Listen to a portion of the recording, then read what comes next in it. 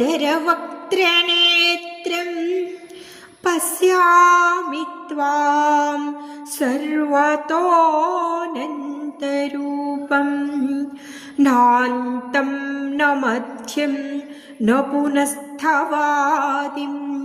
పశ్యామి విశ్వేశ్వర విశ్వరూపా.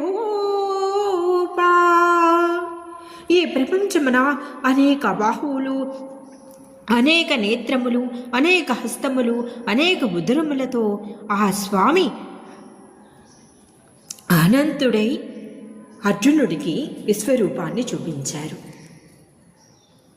శ్రీకృష్ణ పరమాత్మకి గోవు అంటే చాలా ఇష్టం. మనం ఆలయానికి వెళ్ళేటప్పుడు గోవు ముందు కనపడితే ఆ గోవుకు పూజ చేసి స్వామికి తీసుకువెళ్ళే ఆ పళ్ళు, పుష్పాలు, కుంకుమ అన్నీ కూడా ఆ గోవుకి అర్పించి ప్రదక్షిణం చేసి నమస్కారం చేసుకుని గుడికి వెళితే భగవంతుడు సంతోషపడతారట. లేకుండా గోవుని నిర్లక్ష్యం చేస్తే భగవంతుడు కూడా ఆగ్రహిస్తారట. అట్లాగే దిలీప మహారాజు అంతకుముందు జన్మలో ఒక స్వామి దగ్గరికి వెళుతూ ఉంటే గోవుని నిర్లక్ష్యం చేసి అలా వెళ్ళటం వలన గో శాపానికి గురి అయ్యాడు. అందువలన ఆయనకి పిల్లలు పుట్టల.